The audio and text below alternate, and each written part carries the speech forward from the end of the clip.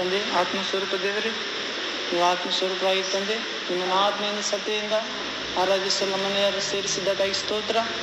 ಪ್ರಭುವೇ, ನಿಮ್ಮ ಆತ್ಮವನ್ನು ನಮ್ಮೆಲ್ಲರಿಗೆ ನಿಮ್ಮ ಚಿತ್ತಂತೆ ಕೊಟ್ಟಿದ್ದಕ್ಕಾಗಿ ಸ್ತೋತ್ರ.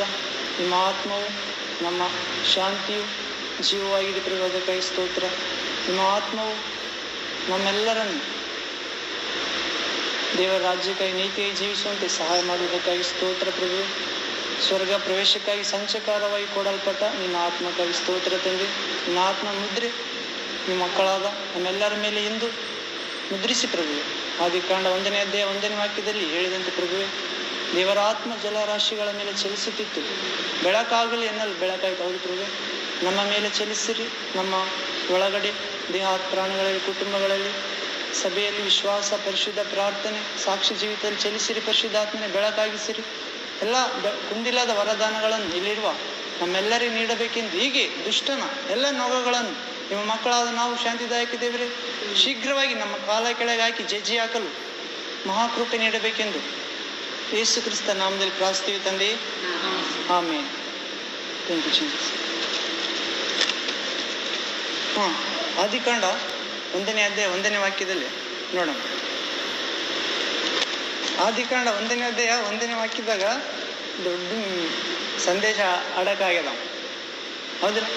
ದೇವರು ಆದಿಯಲ್ಲಿ ದೇವರು ಆಕಾಶವನ್ನು ಭೂಮಿಯನ್ನು ಉಂಟು ಮಾಡಿದನು.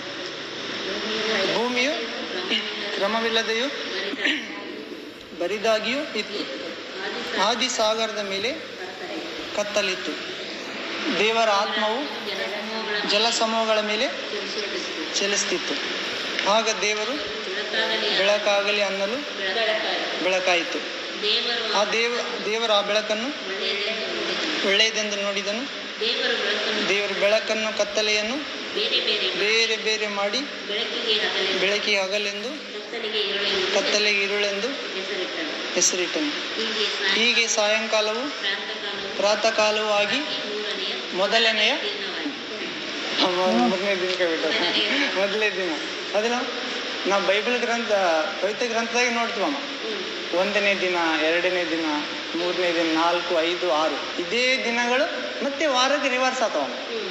7ನೇ ದಿನ ದೇವ್ರು ಏನು ಮಾಡಿದ? ಇದು ನನ್ನ ದಿನ ಪರಿಶುದ್ಧವಾದದ್ದು, ಆದ್ದರಿಂದ ಪರಿಶುದ್ಧವಾಗಿರಲಿ ಎಂದು ಆಶೀರ್ವಾದ ಮಾಡಿಟ್ಟಂತ. ಅಂದರೆ 7ನೇ ದಿನ ಯಾವುದಮ್ಮ? ಶನಿವಾರ. ಆದರೆ ಆದಿಯಲ್ಲಿ ದೇವರು ಮೊದಲನೇ ದಿನ ಪ್ರಾರಂಭ ನೋಡಿದೆವು ನಾವು, ಬೆಳಕಾಗಲಿ. ಬೆಳಕಿನ ದಿನ ಯಾವುದು? ಸಂಡೇ. ಅದಕ್ಕೆ ಯೇಸು ಸಂಡೇ ಸಮಾಧಿಲಿಂದ ಎದ್ದ ನಮ್ಮ. ಯಾರು? ಬೆಳಕಾದ ಆತನು ಎದ್ದು ಸಮಾಧಿಲಿಂದ ಎದ್ದು ನಮ್ಮ. ಬೆಳಕಿನ ಕತ್ತಲೆ ಬಚ್ಚಿಡಕ್ಕೆ ಆಗಲ್ಲ ನಮ್ಮ. ಇವಾಗ ಕತ್ತಲೆ ಓಡೋಗ್ಬೇಕು. ಬೆಳಿಗ್ಗೆ ಬಂದಾಗ ಕತ್ತಲೆ ನಿಲ್ಲಂಗಿಲ್ಲ. ಯೇಸು ಬಂದಾಗ ಕತ್ತಲೆ ಇರಂಗಿಲ್ಲ. ನಾವಿಲ್ಲಿ ನೋಡ್ತೇವ, ದೇವರು ಆದಿಯಲ್ಲಿ ಆಕಾಶವನ್ನು ಭೂಮಿಯನ್ನು ಉಂಟು ಮಾಡಿದವನು. ಇಂಗ್ಲೀಷ್ ಬೈಬಲ್ ನೋಡ್ತೇವ, ಆಕಾಶ ನಾಣ ಈ ಆಕಾಶ ಅಲ್ಲ ಅಂತ, ಹೆವೆನ್ ಮಾಡಿದಂತ, ಹೆವೆನ್ಸ್. ಇನ್ನು ಆಕಾಶ ಮಾಡಿಲ್ಲ ಅಲ್ಲಿ. ಇನ್ನು ಆಕಾಶ ಇನ್ನು 2ನೇ ಭಾಗದಾಗ ಬರ್ತದಮ್ಮ. ನೀರು ಅರ್ಧ ನೀರು ಹೋಗಿ ಗುಮ್ಮಟ ಆಗ್ಲನ್ನ ಅದಕ್ಕೆ ಆಕಾಶದಿಂದ ಹೆಸರಿಟ್ಟ. ಅದಿಲ್ಲ, ಇನ್ನು ಅರ್ಧ ನೀರು ಹೋಗಿ ಸಮುದ್ರ ಆಗ್ಲನ್ನ. ಆಮೇಲೆ ಒಣನೆಲ್ಲ ಕಾಣಿಸಿಲ್ಲ ಅಂದ, ಆ ನೀರೆಲ್ಲ ಪಕ್ಕಕ್ಕೆ ಹೋಯ್ತು, ಸಮುದ್ರ ಆಯಿತು. ಅಂದರೆ ಈ ಆಕಾಶ ನೀರಿನಿಂದ ಆಗ್ಯದ. ದೇವರು ಮೊದಲು ಮಾಡಿದ್ದು ಸ್ವರ್ಗ. ಅದಕ್ಕೆ ಪೌಲ್ ಹೇಳ್ತಾನೆ, ನಾನು 14 ವರ್ಷಗಳ ಕೆಳಗೆ ಉನ್ನತ ಮಹಾಕಾಶಕ್ಕೆ, 3ನೇ ಆಕಾಶಕ್ಕೆ ಒಯ್ಯಲ್ಪಟ್ಟ ಒಬ್ಬ ವ್ಯಕ್ತಿಯನ್ನು ಬಲ್ಲೆನು. ಹೌದಿಲ್ಲ? 3ನೇ ಆಕಾಶ ಅಂತ ಅಂದರೆ ಸ್ವರ್ಗ ಅಂತಾರಂತ. ಅಂದರೆ ದೇವ ಜನರಿಗೆ ಕ್ಯಾಟಗರಿ ಇದ್ದಾವಲ್ಲಮ್ಮ. 100ರಷ್ಟು ಫಲ ಕೊಡೋರು, 60, 30ರಷ್ಟು. 100ರಷ್ಟು ಫಲ ಕೊಟ್ಟವ್ರು ಯಾರಮ್ಮ? ಸಂಪೂರ್ಣವಾಗಿ ದೇವರಿಗೆ ಬಲಿಪೀಠದ ಮೇಲೆ ಒಪ್ಪಿಸಿದವರು. ಹೌದೇನ? ದಹಿಸಕ ದೇಹ, ಆತ್ಮ, ಪ್ರಾಣ ಪೂರ್ತಿಯಾಗಿ ದೇವ್ರ ಸೇವೆಗೆ, ಲೋಕ ಸ್ವಲ್ಪ ಕೂಡ ಎಂಟರ್ ಆಗಲಾರ್ದಂಗ ಯೇಸುವಿಗೆ, ದೇವರಿಗೆ ಅನೇಕ ಮಕ್ಕಳಿದ್ದು ಅವರಲ್ಲಿ ಯೇಸುವೆ ಜ್ಯೇಷ್ಠ ಪುತ್ರನಾಗಿರಬೇಕೆಂದೇ ನೇಮಿಸ್ಯಾನಂತ. ಅವರು ಜ್ಯೇಷ್ಠ ಪುತ್ರ ಸಭೆಯವರು 100 ಮೊದಲನೇ ಸೇವೆ ಸ್ವರ್ಗದ ಆಕಾಶದಾಗಿರೋರು. 2ನೇ ಆಕಾಶದಾಗಿರೋರು ಯಾರಮ್ಮ? ನಾವು ಪಾಪ ಮಾಡಬೇಕಾಗಿ ಬಂದರೂ ಕೋಪ ಮಾಡಬಾರ್ದು. ಅಂದರೆ ನಾವು ಫೈಟ್ ಮಾಡಿ ಗೆದ್ದವರಲ್ಲ. ಪೌಲ ಏನು ಮಾಡಿದ? ನಾನು ವಿಶ್ವಾಸವನ್ನು ಕಾಪಾಡಿಕೊಂಡಿದ್ದೇನೆ, ನೀವು ಸತೆ ವಿಶ್ವಾಸ ಕಾಪಾಡಿಕೊಂಡು. ಅಂದರೆ 2ನೇ ಅದ್ರಾಗ ಏನಿರ್ತದೆ ಅಂದ್ರೆ ಸ್ವಲ್ಪ ಕಡಿಮೆ ಇದ್ದಾವೆ. ಅಂದರೆ 3ನೇ ಅದ್ರಾಗ ಹಾಗೆ DJ ದಿನಕರ್ ಅಂತ ಇದ್ನವ, ಆತ ಸ್ವರೂಪ ತಗೊಂಡೋಗಿದ್ರಂತ ದೇವ್ರು. ಆತ ಹಿಂಗೆ 3 ಆಕಾಶಗಳನ್ನ ತೋರಿಸಿದಂತ 3 ಸ್ಥಳಗಳದಾಗ. ಮೊದಲನೇ ಸ್ಥಳದಾಗ ತಂದೆಯಾದ ದೇವರು ದೇವದೂತರು ಇರ್ತಾರಂತ. ಎರಡನೇ ಅದ್ರಾಗ ಯೇಸು ಕ್ರಿಸ್ತರಿಗೋಸ್ಕರ ಪ್ರಾಣ ಕೊಟ್ಟವ್ರು. ಹಾಂ, ಪ್ರಾಣ ಕೊಟ್ಟವ್ರು. ಮೂರನೇ ಅದ್ರಾಗ ಯೇಸುವಿಗಾಗಿ ಸುವಾರ್ತೆ ಸಾರಿದವ್ರು ಅಂತ. ಅಂದರೆ ಕರಪತ್ರ ಹಂಚಿದವರು, ದಾನ ಧರ್ಮ ಮಾಡಿದವರು, ಇಂಡೈರೆಕ್ಟಾಗಿ ಡೈರೆಕ್ಟಾಗಿ ಪಾಸ್ ಆದವರು. ಅಂದರೆ ಉಳಿದವ್ರಂತ. ಉಳಿತು ಓದ್ತೀವೋ ಇಲ್ಲೋ ನಾವು ಸ್ವರೂಪ, ಯೇಸು ಬರುವಾಗ ನಾವು ನಿಂತ್ಕೊಂತೀವೋ ಇಲ್ಲೋ ಅನ್ನೋಣ. ಅಂದರೆ ನಿಂತಿರುವವನೇ ಬಿದ್ದು ಹೋಗೋದಂತೆ ಎಚ್ಚರವಾಗಿರು, ಕೊಚ್ಚಿಕೊಳ್ಳಬೇಡ. ದೇವರು ಶ್ರೇಷ್ಠ ಒಲಿವ್ ಕೊಂಬೆ ಮರದಲ್ಲಿ ಬೆಳೆದವ್ರನ್ನೇ ಉಳಿಸಿಲ್ಲ. ನೀವು ಕಾಡು ಮರದಿಂದ ದೇವದಾರು ಮರಕ್ಕೆ ಕಟ್ಟಲ್ಪಟ್ಟಿದ್ವಿ, ನೀನು ಎಷ್ಟು ಈಸಿಯಾಗಿ ತೆಗೆದಾಕ್ಬೋದು. ಅಂದರೆ ನಾವು ಕೊಚ್ಚಿಕೊಳ್ಬಾರ್ದಂತ. ನೀನು ಎಷ್ಟು ತಿಳಿದ್ರೂ ಕೂಡ ಕೊಚ್ಚಿಕೊಳ್ಳೋಕೆ ಅವಕಾಶ ಇಲ್ಲ. ನಾವು ಅತಿಶಯ ಪಡಬೇಕಾದ್ರೆ ಎಲ್ಲೆಲ್ಲಿ ಪಡ್ಬೇಕಂತಮ್ಮ? ದೇವರಲ್ಲಿ. ನಮ್ಮ ಜ್ಞಾನದಲ್ಲಿ ಅಲ್ಲ ಅಂತಮ್ಮ, ನಮ್ಮ ರೂಪದಲ್ಲೆಲ್ಲ, ನಮ್ಮ ಜಾಬಲ್ಲೆಲ್ಲ, ನಮಗೆ ಏನೇನಿದೆ ಅವುಗಳೇ ಇಲ್ಲ ಅಂತ. ಹಾಂ, ಯೋಗ ನೋಡಮ್ಮ, ಎಲ್ಲ ತೆಗೆದ ದೇವರು. ಅಂದರೆ ಅಪ್ಪಣೆ ಕೊಟ್ಟ ಸೈತಾನಿಗೆ, ಎಲ್ಲ ಹೋದ್ರೆ ಏನಂದ? ಹಾಂ, ಆಗಲು ಆತನ ಬಾಯಿಂದ ಒಂದು ಪಾಪದ ಮಾತು. ಹಾಂ, ಸೈತಾನ ಏನಿಷ್ಟವ? ಅಷ್ಟೇ. ನಿನಗ ಆಸ್ತಿ ಇದ್ದದ ಏನಿದ್ದ ಸಮಸ್ಯೆ ಇಲ್ಲ ಆತಗ, ಆತಗೆ ಜಗ್ಗೆ ಐತೆ. ಏಸು ಬರೋ ಅಡ್ಡ ಬಿದ್ದರೆ ನೀವೆಲ್ಲ ಕೊಡ್ತೀನಂದ. ಲೋಕವು ಅದರಲ್ಲಿರುವುದೆಲ್ಲೋ ನನಗೆ ಕೊಡಲಾಗಿದೆ, ನನಗೆ ಅಡ್ಡ ಬಿದ್ದವರಿಗೆ ನಾನು ಕೊಡಬಲ್ಲೆ. ಅಂದರೆ ಪ್ರಶ್ನೆ ಮಾಡಕತ್ತಾನೆ, ಕೊಡಬಲ್ಲೆ, ಕೊಡ್ತೀನಿ ಅನ್ನುವಲ್ಲ. ವ್ಯಕ್ತಿ ಕೂಡ ಸುಪಾರಿ ತೊಗೊಂತಿರ್ತಾರ ಮೇಲನ್ನು, ಅವ್ರನ್ನ ಆಕ್ಸಿಡೆಂಟ್ ಮಾಡಿ ಸಾಯಿಸ್ಬೇಡ, ಕಾಲು ಕೈ ಮುರಿದಿರ್ಬೇಕು, 1 ಲಕ್ಷ ಆಯ್ತು. ಆಕ್ಸಿಡೆಂಟ್ ಮಾಡಿ ಬರ್ತಾರೆ, ಅವ್ರು 2 ಕಾಲು ಮುರಿಯಲ್ಲಿ ಹೋಗಿರ್ತವೆ. 1 ಲಕ್ಷ ಏನಿಲ್ಲ, 20,000 ತಗೊಂಡೋದ್ರೆ ತಗೊಂಡೋಗಿ ಇಲ್ದ್ರಿಲ್ಲ. ನೋಡಮ್ಮ, ಇದೆಲ್ಲ ಅಡ್ಡದಾರಿಲಿಂದ ಸಂಪಾದಿಸೋದು. ಸೈತಾನಿಗೆ ನಮಸ್ಕಾರ ಮಾಡಿದರೆ ಏನು ಮಾಡ್ತಾವ? ಅದು ಕೊಡ್ತದ. ಅದಕ್ಕೆ ಹಾಂ, ಸೈತಾನ ಯಾರು ವಿರೋಧಮ್ಮ? ಹಾಂ, ನಿಮ್ಮ ವಿರೋಧಿ. ಬೈಬಲ್ ಓದೋರು ವಿರೋಧಿ. ಪೇತ್ರನ ಪತ್ರಿ 5ನೇ ಅಧ್ಯಾಯ 7-8ನೇ ವಾಕ್ಯ. ನಿಮ್ಮ ವಿರೋಧಿಯಾಗಿರುವ ಯಾರು ವಿರೋಧ ಅಂತ? ಯೇಸುನ್ ನಂಬೋರು ವಿರೋಧಿ. ಲೋಕನ ನಂಬೋರಿಗೆ, ಲೋಕದ ಪ್ರೀತಿಸೋರಿಗೆ, ಲೋಕದ ದೇವರುಗಳಿಗೆ ಸತಿ ನಮಸ್ಕಾರ ಮಾಡೋರಿಗೆ. ಹಾಂ, ಲೋಕದವ್ರಿಗೆ ಸತಿ ದೇವರಂದ್ರೆ ಅವ್ರು ಶದ್ರಕ್ ಮೇಷಕ್ ಅಬೇದ್ನಾಗ ಅವ್ರ ಸತೆ ನೆಬೂಕದ್ನೆಚ್ಚರ್ ಚಿನ್ನದ ವಿಗ್ರಹಕ್ಕೆ ನಮಸ್ಕಾರ ಮಾಡಿದರೆ ಏನಾಗ್ತಿತ್ತು? ಏಸು ರೂಮ್ದಾಗ ಕುಂದಿರ್ಸ್ತಿದ್ರು. ಅದೇನಾಯ್ತು? ಏಸು ನಮಸ್ಕಾರ ಮಾಡಲಿಲ್ಲ, ಏಸು ಬೆಂಕಿನ ತೆಗೆದು ಏಸಿ ಮಾಡಿಬಿಟ್ಟ. ಅಂದರೆ ದೇವರಿಗೆ ಕಾಪಾಡ್ತಾನ ಆತ. ದೇವರಾದುಕೊಂಡವರು ಹಗಲು ರಾತ್ರಿ ಮೊರೆ ಇಡುವಲ್ಲಿ ತಡ ಮಾಡಿದವರು ಆತನು ಬೇಗನೆ ಹಾಂ. ಮತ್ತು ರಾಜ ಏನಂತನವ? ನೀನು ರಾಜನ ಕೋಪ ಬಂತಂತಮ್ಮ, ನಾವು ಮ್ಯೂಸಿಕ್ ಎಲ್ಲ ಬಾರಿಸ್ತೀವಿ, ಬೇಗ ಅಡ್ಡ ಬೀಳ್ಬೇಕು ನಮ್ಮ ವಿನಾಯಕಗೆ. ಹೌದಿಲ್ಲ? ಅಂದರೆ ಇವಾಗ ಅಂದರೆ ರಾಜಕಾರಣ ವ್ಯಕ್ತಿಗಳು ಎಲ್ಲರಿಗೂ ನಮಸ್ಕಾರ ಮಾಡ್ತಾರಲ್ಲಮ್ಮ. ಅವರು ಇಲ್ಲ ಅರಸೆ, ನಾವು ನಿಮ್ಮ ಚಿತ್ರಕ್ಕೆ ನಮಸ್ಕಾರ ಮಾಡೋದಿಲ್ಲ, ಭೂಮಿ ಆಕಾಶ ಉಂಟು ಮಾಡಿದ ಜೀವ ಸ್ವರೂಪ ದೇವರಿಗೆ ಮಾತ್ರ ನಾವು ಅಡ್ಡ ಬೀಳ್ತೀವಿ. ಹೆಂಗನಾಗಲಿ ನಮ್ಮ ದೇವರು, ನೀನು ನಮಸ್ಕಾರ ಮಾಡ್ಲಿಕ್ಕೆ ಬೆಂಕಿಯಲ್ಲಿ ಹಾಕ್ತು ಅಂತಾರೆ ಅವರು. ಬೆಂಕಿಯಲ್ಲಿ ಹಾಕ್ರಿ, ನಮ್ಮ ದೇವರಿಗೆ ಇಷ್ಟ ಇದ್ದರೆ ನಮ್ಮನ್ನು ಅಲ್ಲೋಣಮ್ಮ. ಏನನ್ನಕತ್ತಾರ? ನಮಗೆ ಕಾಪಾಡ್ತಾ ಅನ್ನೋಲ್ರು. ಆಪ್ಷನ್ನು ದೇವರಿಗೆ ಬಿಡ್ಬೇಕು. ನಾವೇನು ಮಾಡಕ್ಕಿದ್ದು ಆಪ್ಷನ್ ನಮ್ಮ ಕೈಯಾಗಿ ತೊಗೊತೀವಿ. ಆಪ್ಷನ್ನು ಕೊಡಾತ, ಆನ್ಸರ್ ನಾವು ಕೊಡಾತ ಅತನೇ. ಕ್ವಶನ್ ಆ ಕಡೆಯಿಂದ ಬರಬೇಕು, ಆನ್ಸರ್ ಆ ಕಡೆಯಿಂದ ಬರಬೇಕು. ಏಜ್ಕೇಲ್ ಪ್ರವಾದಿಗೆ ಸತೆ ಎಲುಬುಗಳು ಕಣಿವೆಗೆ ತಗೊಂಡೋತಾನೆ ದರ್ಶನದಾಗ. ಯಾರು ತಮ್ಮ ದೇಹಗಳು? ಹಳೆಯ ಭಕ್ತರು, ಇಸ್ರಾಯೇಲ್ರು. ದೇವ್ರನ್ನ ಪ್ರೀತಿಸ್ಯಾರ, ಆದರೆ ಪಾಪದಲ್ಲಿ ಬಿದ್ದು ನಾಶ ಆಗ್ಯಾರ, ದೇವ್ರ ಕೋಪಕ್ಕೆ ಗುರಿ ಆಗ್ಯಾರ. ಅದು ಸತೆ ದೇವ್ರ ಪ್ರೀತಿ ಅಲ್ಲಮ್ಮ, ಹೌದಿಲ್ಲ? ಇನ್ನೆಷ್ಟು ಓದಿದ್ರು ಕೂಡ, ಫೇಲ್ ಆದರೂ ಕೂಡ ಓದಿದ್ದಂತ ತಲೆಗಿರ್ತದಲ್ಲಮ್ಮ. ಅಕ್ಷರ ಜ್ಞಾನ ಅಂತ ಇರ್ತದೆ. ಫೇಲ್ ಆಗಿದ್ದಕ್ಕೋಸ್ಕರ ಅಕ್ಷರ ಇಲ್ಲ ಅಂತಲ್ಲ. ಹಂಗೆ ದೇವ್ರನ್ನ ಪ್ರೀತಿಸೋರು ಸೈತಾನ ಶೋಧನೆ ಮಾಡ್ತಾನೆ. ಮತ್ತು ಎಲ್ಬಿ ಕಣಿವೆ ಕರ್ಕೊಂಡೋಗಿ, ನರಪುತ್ರನೇ ಈ ಎಲುಬುಗಳು ಅಂದರೆ ಬದುಕಿ ಉಳಿಯಲು ಸಾಧ್ಯವೇ ಅಂತ ಕೇಳ್ತಾನೆ. ಜೀವ ಬರಲ್ಲ, ದೇವರೇ ನೀನೇ ಬಲ್ಲೆ ಅಂತ ನಾವು. ಅಂದರೆ ದೇವರಿಗೆ ಒಪ್ಪಿಸ್ಬೇಕು ನಮ್ಮದೆಲ್ಲ. ಹೌದು, ನಾವು ಆದಿಕಾಂಡ 1ನೇ ಅಧ್ಯಾಯ ನೋಡ್ತೀವಿ. ಅಲ್ಲಿ ದೇವರು ಮೊದಲು ಆ ಸ್ವರ್ಗವನ್ನು ಉಂಟು ಮಾಡಿದಂತ. ಅಂದರೆ ಆಕಾಶ, ಸ್ವರ್ಗ ಅಂದರೆ ದೇವದೂತರು, ದೇವರನ್ನ ಆರಾಧಿಸಕ ಹೌದಾ? ದೇವದೂತರು ಎಷ್ಟು ಗಣ ಅಂತ ಗೊತ್ತಾವ ನಿಮ್ಗೆ? ಯೇಸುಪ್ರಭು ಅವಾಗ ಪೇತ್ರ ಸೈನಿಕನ ಕಿವಿ ಕಡ್ದಾಗ ಯೇಸುಪ್ರಭು ಹೇಳ್ತಾನಲ್ಲ, ಪೇತ್ರನೇ, ನಾನು ತಂದೆಯನ್ನು ಬೇಡಿಕೊಳ್ಳೋದಾದ್ರೆ 12 ದೇವದೂತರ ಗಣ ಕಳಿಸುವುದಿಲ್ಲ ಎಂದು ನೆನೆಸ್ತೀಯ? ಕತ್ತಿ ಹಿಡಿದವನು ಕತ್ತಿಯಿಂದ ಸಾಯ್ತಾನೆ, ಇನ್ನು ಕತ್ತಿಯನ್ನು ಒರೆಯಲಾಕು. ಅದಕ್ಕಿಂತ ಮೊದಲು ಒಂದು ಕತ್ತಿ ಇಟ್ಕರ ಅಂತ ಹೇಳಿರ್ತಾನೆ. ಸುಮ್ಕೆ ಅಷ್ಟೇ. ಕತ್ತಿ ಅಂದ್ರೆ ದೇವ್ರ ವಾಕ್ಯ. ಅದೇ ನಾವು ದೇವ್ರ ವಾಕ್ಯನ ಯೂಸ್ ಮಾಡಿ ಜನರಿಗೆ ದೂಷಿಸ್ತೀವಿ, ಬೈತೀವಿ, ಎಚ್ಚರಿಪಡಿಸ್ತೀವಿ. ನಾವು ದೇವ್ರ ವಾಕ್ಯ ಬಳಸ್ತೀವಲ್ಲಮ್ಮ, ಸಾತ್ವಿಕತೆಯಿಂದಲೂ ಭಯಭಕ್ತಿಯಿಂದಲೂ ಹೇಳ್ಬೇಕಂತ. ಇವತ್ತು ಏನಾಗ್ಬಿಟ್ಟು ಅಂದ್ರೆ ತಿಮೋತಿ ಪತ್ರಿಕೆ ಐತಲ್ಲ, ಖಂಡಿಸಿ, ಗದರಿಸಿ, ಎಚ್ಚರಿಸಿ, ಇವೇನಾಗ್ಬಿಟ್ಟದ, ಇದು ಈಸಿ ಆಗಿಬಿಟ್ಟದ. ಮಾನವ ಸ್ವಭಾವಕ್ಕೆ ಈಸಿ ಅಲ್ಲಮ್ಮ, ಈ ಸ್ವಭಾವದಾಗ ಸೇರಿಬಿಟ್ಟದ ಅದು.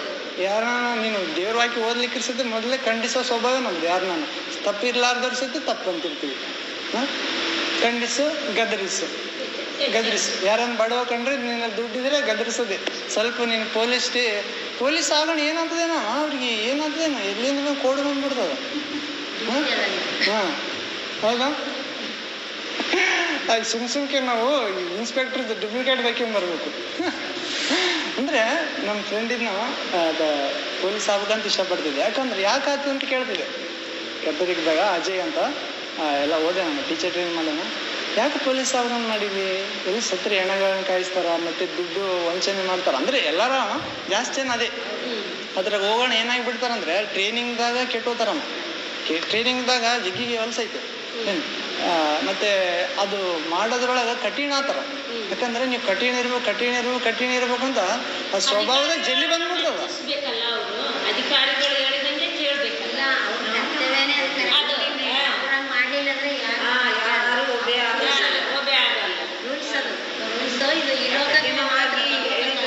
ಈಗ ಮಕ್ಕಳಿಗೂ ನಾವು ಕಠಿಣವಾಗಿ ಹೇಳಿದ್ರೆ ಎಲ್ಲ ಸಂದರ್ಭದಲ್ಲಿ ಒಳ್ಳೇದು, ಎಲ್ಲ ಸಂದರ್ಭದಲ್ಲಿ ಅದು ಒಳ್ಳೇದು. ಇಲ್ಲ, ಕರೆಕ್ಟೇ. ಇವಾಗ ನಾವು ಲೂಸಿಫರ್ಗೆ ಏನು ಕೊಟ್ಟ ದೇವರು? ರೂಪ, ಜ್ಞಾನ, ಶಕ್ತಿ, ಸಾಮರ್ಥ್ಯ ಎಲ್ಲ ಕೊಟ್ಟನಿಲ್ಲ. ಮತ್ತೆ ಏನು ಮಾಡಿದ? ಮಿಸ್ಯೂಸ್ ಮಾಡಿದ. ಅದೇ ದೇವರ ಪೂರ್ವ ಪಶ್ಚಿಮಕ್ಕೆ, ದೇವರು ಉತ್ತರಕ್ಕಿದ್ರೆ ನಾನು ದಕ್ಷಿಣಕ್ಕೆ ಒಂದು ಸೇರ್ ಹಾಕ್ಬೇಕು ಅನ್ಕೊಂಡ. ಏನ ಹೌದಿಲ್ಲ? ಇವತ್ತಿಗೆ ದೇವರು ಅದಕ್ಕೆ ಕೊಟ್ಟು ಶಕ್ತಿನ ಕಸ್ಕೊಂಡಿಲ್ಲ. ಅದನ್ನೆಲ್ಲ ಹಂಗೆ ಐತೆ. ಅದೇ ರೀತಿ ಹಾಕತ್ತದ ಅಲ್ಲಿ ಸತಿ. ಅರ್ಥ ಆಯ್ತಾನ? ಅವ್ರ ಶಕ್ತಿ ಏನೈತಲ್ಲ ಅದನ್ನ ಹಿಂಗ್ ಮಾಡಾಕತ್ತಾರ.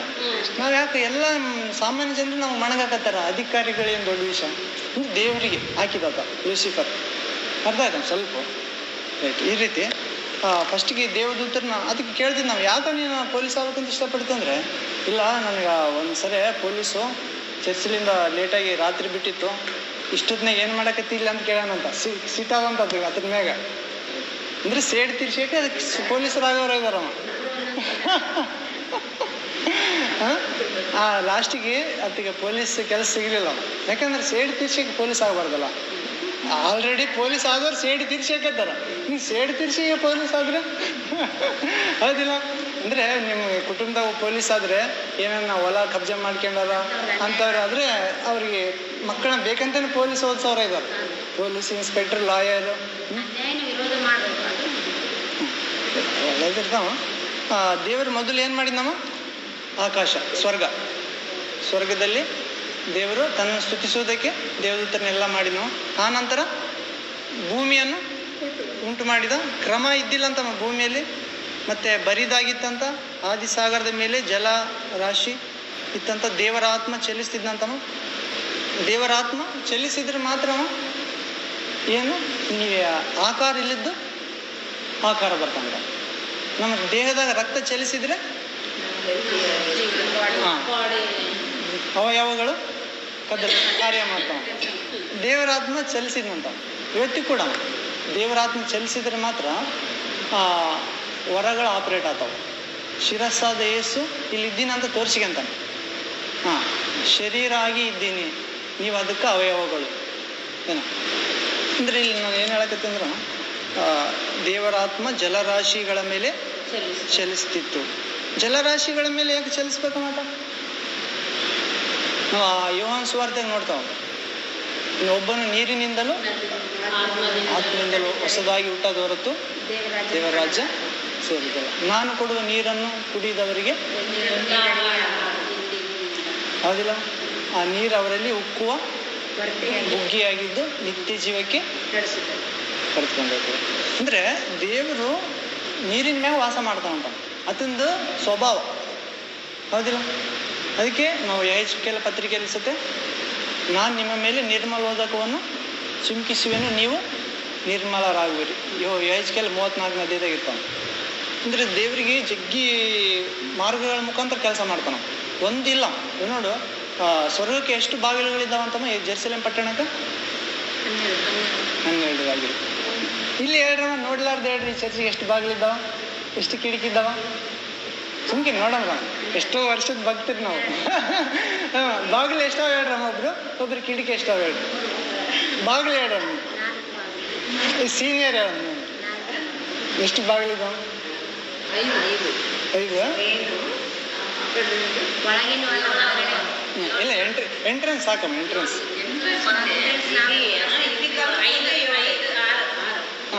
ಐದಾವ.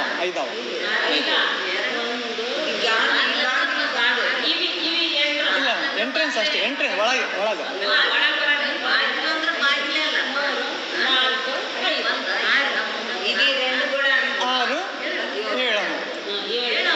ಹೌದು, ಅಂದರೆ 7 ಸಂಪೂರ್ಣ ಗುರ್ತವ. ದೇವರದ್ದು ಸಂಪೂರ್ಣ ಸಂಖ್ಯೆ 7.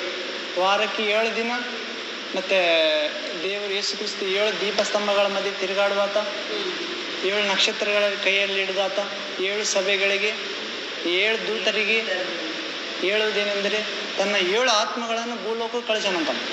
ದೇವರ ಆತ್ಮ 7 ಇದ್ದಾವಂತ. ಅದಕ್ಕೆ ಒಬ್ಬರು ದೆವ್ವ ಬಿಡಿಸಿರಿ, ಇನ್ನೊಬ್ರಿಗೆ ಹಂಗಲ್ಲ. ಇವ್ರು ವಾಕ್ಯ ಹೇಳಿದ್ರೆ ಅವ್ರಿಗೆ ಹಂಗಲ್ಲ, ಅವ್ರು ಅದ್ಭುತ ಮಾಡಿದ್ರೆ ಇವ್ರಿಗೆ ಹಂಗಲ್ಲ. ಇವರು ಬರೀ ಸ್ವರ್ಗದ ಬಗ್ಗೆ ಹೇಳ್ತಿರ್ತಾರೆ, ಇವ್ರಿಗೆ ಆಗಂಗಿಲ್ಲ. ಏನಂದ್ರೆ 7 ಆತ್ಮಗಳು ಹೌದಿಲ್ಲ. ನೋಡು, ಕೈ ನಾನೆಲ್ಲ, ಕಾಲಿಗೆ ಸಮಸ್ಯೆ, ಇದು ಕೈ ಬೇನಾದ್ರೆ ಕೈ ಎಲ್ಲ ದೇಹ ಅಂದ್ರೆ ಆದ್ರೆ ಸದ್ಯ ಬೇನೆ ಒಂದಕ್ಕಾದ್ರೆ ಎಲ್ಲ ನೋವು ಪಡ್ತಾವ. ಯಾಕ ಆ ಸ್ಥಿತಿ ಯಾಕೆ ಇಟ್ಟಾರ ಅಂದ್ರೆ, ದೇಹಕ್ಕೆ ಯಾಕೆ ಮಾತ್ರ ಅರ್ಥ ಆಗ್ತದ, ಈ ವಿಶ್ವದಲ್ಲಿರುವ ಕ್ರೈಸ್ತ ದೇಹಕ್ಕೆ ಯಾಕೆ ಅರ್ಥ ಆಗಲ್ಲ ಅಂದ್ರೆ ಪ್ರೀತಿಯಲ್ಲಿ ನೆಲೆಗೊಂಡಿಲ್ಲ ಅಂತ. ಅರ್ಥ ಆಯ್ತಾ? ಇದು ಒಂದಕ್ಕೊಂದು ಪ್ರೀತಿ ಮಾಡಕತ್ತವ, ಹೌದಾ? ಅರ್ಥ ಆಕತ್ತ? ಐಕ್ಯತೆ ಐತೆ, ಅಲ್ಲಿ ಐಕ್ಯತೆ ಕಾಣುವುದು. ಏನಪ್ಪ ಕಾರಣ? ಕಾರಣ ಏನಂದ್ರೆ ಪ್ರೀತಿಯಲ್ಲಿ ನೆಲೆಗೊಂಡಿಲ್ಲಾರ್ದೆ ಕಾರಣ ಅಂತ. ದೇವರು ಆಕಾಶ ಭೂಮಿಯನ್ನು ಉಂಟು ಮಾಡಿದ, ಮೊದಲು ಸ್ವರ್ಗ ಉಂಟು ಮಾಡಿದ, ಆಮೇಲೆ ಭೂಮಿ ಮಾಡಿದ. ಭೂಮಿ ಬರಿದಾಗಿಯೂ ನಿರಾಕಾರವಾಗಿತ್ತು, ದೇವರಾತ್ಮ ಜಲರಾಶಿಗಳನ್ನು ಚಲಿಸ್ತಿತ್ತು. ದೇವರು ಬೆಳಕಾಗಲಿ ಅನ್ನಲು ಬೆಳಕಾಗಲಿ. ದೇವ್ರ ಬಾಯಿಂದ ಮೊದಲೇ ಮಾತು ಯಾವ್ದವ? ಬೆಳಕಾಗಲಿ. ನಮ್ಮ ಮಕ್ಕಳು ಹುಟ್ಟುತ್ತಾರ, ಅವರು ಏನಂತಾರೆ ಫಸ್ಟು? ಅಮ್ಮ ಅಪ್ಪ. ಅಪ್ಪ ಅಂದ್ರೆ ಅಮ್ಮಗೆ ಸಿಟ್ಟು, ಅಮ್ಮ ಅಂದ್ರೆ ಹೌದು, ಒಂದೇ ಸರಿ ತಾತ ಅಂದ್ಬಿಡ್ಬೇಕು. ಅಲ್ಲ, ಹಂಗ ಅನ್ನೋರು ಇದ್ದಾರಮ್ಮ. ಅಪ್ಪ ಅಮ್ಮ ಜಲ್ದಿ ಬರಂಗಿಲ್ಲ, ತಾತ ಅವ್ವ ಜಲ್ದಿ ಬರ್ತಾವ ಒಬ್ಬೊಬ್ರಿಗೆ. ಹೌದಾ? ಹೌದಿಲ್ಲ? ನೀವು ಎಷ್ಟು ಕಷ್ಟ ಬಂದಿರ್ಸತ್ತೆ ಜಾಸ್ತಿ ಅಮ್ಮ ಅಂತ ಬರ್ತಾವ. ಅದಕ್ಕೆ ದೇವ್ರ ಯೆಶಾಯ 49ನೇ ಅಧ್ಯಾಯ 15 ಹಾಕಿದ ಏನಂತದ? ಎತ್ತ ತಾಯಿ ನೀನು ಮರೆತಾಳು, ಆಕೆ ತನ್ನ ಮೊಲೆಗೂಸನು ಮರಿಬಹುದಂತ ದೇವ್ರು. ಆದರೆ ನಾನಾದರೂ ನಿನ್ನ ಅಂದ್ರೆ ಇಲ್ಲಿ ದೇವ್ರು ಏನ್ ಹೇಳಕತ್ತ ಅಂದ್ರಮ್ಮ, ಅಲ್ಲಿ ತನ್ನ ಜನಕ್ಕೆ ಹೇಳಕತ್ತಾನ, ಇಸ್ರೇಲ್ ಜನಕ್ಕೆ ಹೇಳಿ. ಮತ್ತೆ ನಾವು ಹೋಶೇಯ ಪ್ರವಾದಿ ಹೇಳಕತ್ತ, ಹೋಗಿ ಒಬ್ಬ ಹೆಣ್ಮಗಳನ್ನ ಮದುವೆ ಮಾಡ್ಕೊಂಬ, ವ್ಯಭಿಚಾರಿ ಹೆಣ್ಮಗಳನ್ನ ಮದುವೆ ಮಾಡ್ಕೊಂಬ ಅಂತ ಹೋಗಿ ಮಾಡಿದ. ಮಕ್ಕಳು ಹುಟ್ಟಿದ್ರು, ಹೋದ್ರು, ಮತ್ತೆ ಕರ್ಕೊಂಬ, ಮತ್ತೆ ಹೋದ್ರು.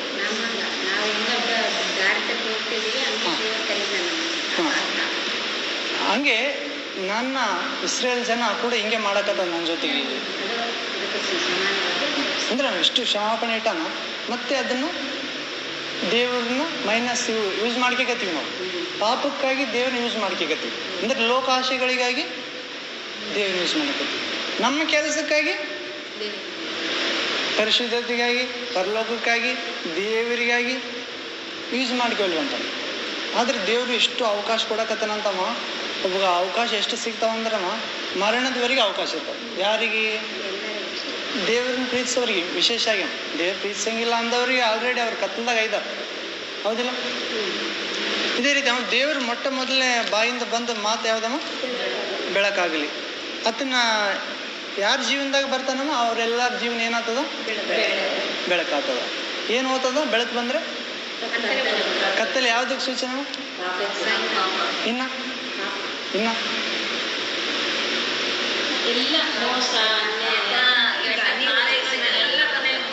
ಪಾಪದ ಕೆಲಸಗಳಿಗೆಲ್ಲ ಕತ್ತಲೆ. ಇದು ಅಂಧಕಾರ. ಯೇಸುಪ್ರಭು ಹೇಳ್ತಾನ ಇದು ಕತ್ತಲೆಯ ಸಮಯ, ಸೈತಾನ ಸಮಯ. ಯೇಸುಪ್ರಭು ಹೇಳ್ತಾನ ಯೋಹಾನ ಸುವಾರ್ತೆ 16ನೇ ಅಧ್ಯಾಯದಾಗ ಸೈತಾನ್ ಬರೋ ಸಮಯ ಆಯ್ತು ಅಂತ ಹೇಳ್ತಾನೆ. ಇದು ಅಂಧಕಾರದ ಸಮಯ, ಹೌದಿಲ್ಲ? ಅಂಧಕಾರ ಸಮಯ ಅಂದರೆ ಲೋಕ ಅಂಧಕಾರದಾಗ ಐತಿ. ನಾವು ಯೇಸುಪ್ರಭು ಜನನ ಆದಾಗ ಸತ್ ನೋಡ್ತೀವಲ್ಲ, ಈ ಲೋಕವೆಲ್ಲ ಮರಣಾಂಧಕಾರದಲ್ಲಿ ಇದ್ದಾಗ ದೊಡ್ಡ ಜ್ಯೋತಿ ಕಾಣಿಸುತ್ತೆ.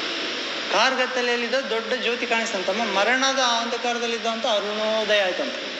ಯೇಸು ಕಾರ್ಗತ್ತಲೆಯಲ್ಲಿದ್ದವರಿಗೆ ದೊಡ್ಡ ಬೆಳಕು, ಮರಣಾಂಧಕಾರದಲ್ಲಿದ್ದವರಿಗೆ ಅರುಣೋದಯ. ಅದೇ ಅಂದರೆ 2 ಟೈಪ್ ಇರ್ತಾವಂತಮ್ಮ ಕತ್ತಲು. ಒಂದು ಕಾರ್ಗತ್ತಲು, ಎರಡನೇದು ಮರಣ ಅಂಧಕಾರ, ಸಾವಿಂದು ಕತ್ತಲಂತ.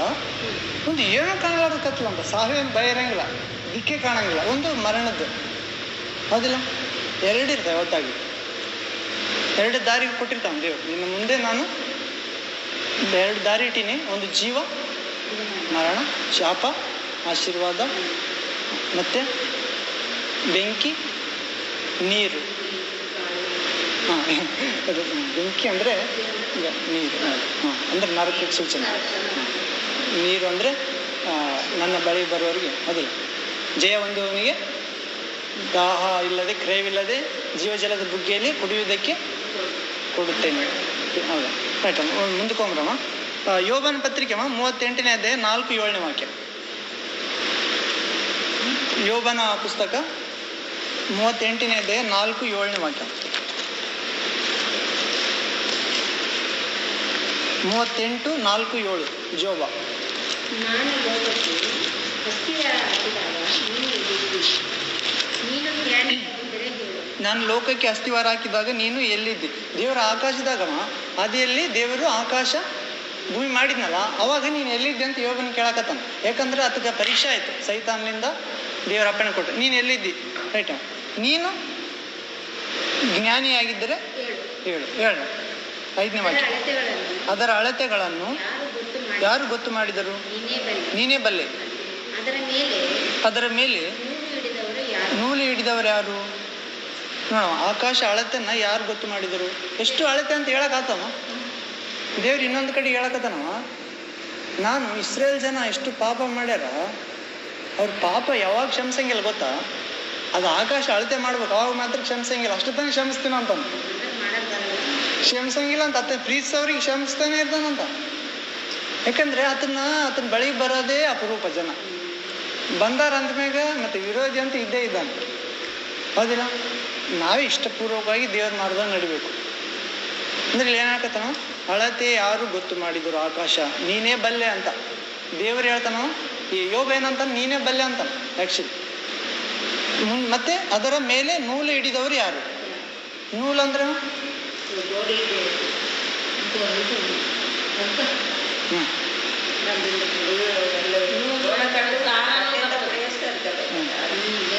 ಯಾರಂತ ಕೇಳ್ತಾನ. ಅಂದ್ರೆ ದೇವ್ರ ಸತೆ ದೇವ್ರದ್ದು ಜ್ಞಾನದಾಗ ಇದ್ದಕ್ಕೋಸ್ಕರ ಇವೆಲ್ಲ ಬಂದವಲ್ಲ. ಮನೆ ಕಟ್ಟೋದು ಎಲ್ಲ ಯಾವುದೇ ಆಗಲಿ, ದೇವ್ರದ್ದು ಒಂದು ಕುಟುಂಬ ಐತೆ, ಅದಕ್ಕೆ ಈ ಕುಟುಂಬ ಬಂದದು ಭೂಮಿಯಾಗ. ನಮ್ಮ ಹೋಲಿಕೆಯಲ್ಲಿ ನೋಡಮ್ಮ, ದೇವ್ರು ನಮ್ಮ ಹೋಲಿಕೆಯಲ್ಲಿ ಎಂದು ಪುರುಷನಷ್ಟೇ ಮಾಡ್ಬೇಕಿಲ್ಲ, ಇಬ್ಬರು ಮಾಡ್ಬಿಟ್ಟಾನ. ಫಸ್ಟಿಗೆ ದೇವರ ರೂಪ ಆದಾಮ, ಆಮೇಲೆ ಆತನ ಪೊಕ್ಕೆಲಿಂದ ಸ್ತ್ರೀಯನ್ನಾಗಿ ಮಾಡಿದ. ಅಂದ್ರೆ ಅವ್ರ ಕುಟುಂಬ ಹಂಗೈತೆ ಅಂತ ಅಷ್ಟೇ, ಏನಿಲ್ಲ ಅಲ್ಲಿ. ಇಲ್ಲಿ ನಾವೇನು ಮಾಡ್ತೇವ? 6ನೇ ವಾಕ್ಯ. ಮುಂಜಾನೆ ನಕ್ಷತ್ರಗಳು ಒಟ್ಟಾಗಿ ಉತ್ಸಾಹ ಧ್ವನಿ ಎತ್ತುತ್ತಾ ದೇವಕುಮಾರರೆಲ್ಲರೂ ಆನಂದ ಘೋಷ ಮಾಡುತ್ತಾ ಇರಲು ಭೂಲೋಕದ ಸುಣ್ಣ ಪಾದಗಳು ಯಾವುದರಲ್ಲಿ ನೆಲೆಗೊಂಡವು? ಅದರ ಮೂಲೆಗಲ್ಲನ್ನು ಹಾಕಿದವರು ಯಾರು? ದೇವರು ಯೋಬನಿಗೆ ಪ್ರಶ್ನೆ ಮಾಡ್ತಿದ್ದ. ನಾವು 37ನೇ ಅಧ್ಯಾಯ ತನಕ ದೇವರು ಯೋಬನ ಜೊತೆಗೆ ಮಾತಾಡಿಲ್ಲ. ದೋಸ್ತರು ಬಂದರು, ಆತ ಕೆಟ್ಟಾತ, ನೀನು ತಪ್ಪು ಮಾಡಿರ್ತಿದ್ದಿ, ಎಂಥದ್ದು ಮಾಡಿರ್ಬೋದು, ಅಂಥದ್ದು ಮಾಡಿಬಿಟ್ಟಿದ್ದಿ, ಮಾಡ್ಲಾರ್ದೆ ಮಾಡಿದ್ದಿ, ನಮ್ಗೆ ಗೊತ್ತಾಗ್ಬೋದು, ಅಷ್ಟು ದೊಡ್ಡದು ಮಾಡಿದ್ದ ಅನ್ನಕತ್ತ. 7 ದಿವಸ ಆತನ ಜೊತೆ ಉಪವಾಸ ಇದ್ರೆ ಅಂತ ನೆಲದ ಮ್ಯಾಗ. ಆತನು 7 ದಿವಸ ಆದ್ಮೇಲೆ ಆತ ಚರ್ಮ ಹುಣ್ಣು ಕಿವು ಕಾರಕತ್ತಿದ್ದಾಗ ವಾಸನಿಗೆ ದೂರ ಕುಂತಾರಂತ. ಯೋಗ ಏನಂತಾನ? ದೇವ್ರೆ, ನಾನು ಪರೀಕ್ಷೆ ಮಾಡಿದಾಗ ನನ್ನ ಬಂಗಾರಿ ನೀ ಯಾಕೆ ಹಿಂಗೆ ಮಾಡಕತ್ತಂತಾನ. ಲಾಸ್ಟಿಗೆ ರೇಗಿದ ಏನೋ ತನ್ನ ಬಗ್ಗೆ ಹೆಚ್ಚಿಗೆ ಮಾತಾಡೋಕೆ ಶುರುವಾದಾಗ ದೇವ್ರು ಏನು ಮಾಡಿದ್ ನಾವು 38ನೇ ಅಧ್ಯಾಯ 1ನೇ ವಾಕ್ಯದಾಗ, ಆಗ ಯೆಹೋವನು ಬಿರುಗಾಳಿಗಳೊಳಗಿಂದ ಯೋಬನಿಗೆ ಪ್ರತ್ಯುತ್ತರವಾಗಿ ಹೀಗೆಂದನು. ಬಿರುಗಾಳಿ ಒಳಗಿಂದ ಬಂದಂತ. ನಾವು ಅಪೊಸ್ತಲ ಕಾರ್ಯ 2ನೇ ಅಧ್ಯಾಯ ಸತೆ ಪಂಚಶತಮ ದಿನದಲ್ಲಿ ದೇವರಾತ್ಮ ಬಿರುಗಾಳಿಯೊಂದಿಗೆ ಅಗ್ನಿ ಕೆನ್ನಾಲಿಗೆಯೊಂದಿಗೆ ಶಿಷ್ಯರ ಮೇಲೆ ಇಳಿದು ಬರ್ತಾನೆ. ಅಂದ್ರೆ ದೇವರು ಜಲದ ಮೇಲೆ ಚಲಿಸ್ತಾನ, ಬಿರುಗಾಳಿ ಮೇಲೆ ಬರ್ತಾನ ಅಂತ ಗೊತ್ತಾಗ್ತದೆ. ನಾವು ಹಿಂದೂಗಳದಾಗ ಇದ್ದಾಗ ಏನ್ ಮಾಡ್ತಾರ? ಮಳೆ ರಾಯ, ಬೆಂಕಿ ರಾಯ, ಗಾಳಿ ರಾಯ ಜೊತೆಗೆ ಹೋದ್ರೆ ಆ ಕಡೆ ಹೋಗ್ಬಿಡ್ತೀವಿ, ಎಲ್ಲಿ ಹೋದಂಗ. ಹೌದಾ? ಅಂದ್ರೆ ದೇವರು ತನ್ನ ದೂತರನ್ನು ಬೆಂಕಿಯನ್ನಾಗಿ, ಸೇವಕರನ್ನು ಅಗ್ನಿ ಜ್ವಾಲೆಯನ್ನಾಗಿ ಮಾಡಿಕೊಂಡು ಇಬ್ರಿಯ ಗ್ರಂಥ ಹೇಳಕತ್ತಾನೆ. ಅಂದ್ರೆ ಅವ್ರು ದೂತರಂತ. ಅದಕ್ಕೆ ನಾವು ಅವ್ರು ಪೂಜೆಯನ್ನು ಮಾಡಕತ್ತಾರಲ್ಲ, ಅದರಿಂದ ಐತೆ, ಅರ್ಥ ಐತೆ, ನೆಗೆಟಿವ್ ಐತೆ, ಪಾಸಿಟಿವ್ ಇಲ್ಲ, ಒರಿಜಿನಲ್ ಇಲ್ಲ. ಅದಕ್ಕೆ ಈ ಬಲಿಗಳು ಎಲ್ಲ ಹಿಂದೂಗಳದಾಗ ಇದ್ದಿದ್ದೆಲ್ಲ ಬೈಬಲಿಂದ ಬಂದಿದ್ವಿ ನಾವು.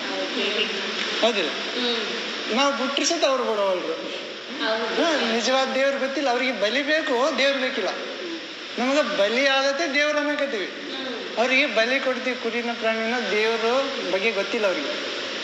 ಇಲ್ಲ ದನ ಕರು ಹೋಳಿ ಓತ ದನ ಕರು ರಕ್ತದಿಂದ ಪಾಪ ಪರಿಹಾರ ಆಗಂಗಿಲ್ಲ. ಅದು ತಾತ್ಕಾಲಿಕವಾಗಿ ಮುಂದೂಡಲಾಗ್ತಿತ್ತಂತ ಮರಣನ. ಇವಾಗ ಮರಣ ಬರ್ತಾವ, ನಾವು ಪಾಪ ಮಾಡಿದಕ್ಕೋಸ್ಕರ ಮರಣ ಬರ್ತದೆ. ಆ ಮರಣನ ಮುಂದಾಗಕ್ಕಷ್ಟೇ ಅದು. ನಿನ್ನ ಜಾಗದಾಗ ಬೇಲ್ ಕೊಡಿಸ್ದವನು ನಿನ್ ಬಂದ್ಕಂತಿರ್ಬೇಕು ಮತ್ತೆ. ಅದಕ್ಕೆ ಯೇಸುತ್ರ ಬಂದ.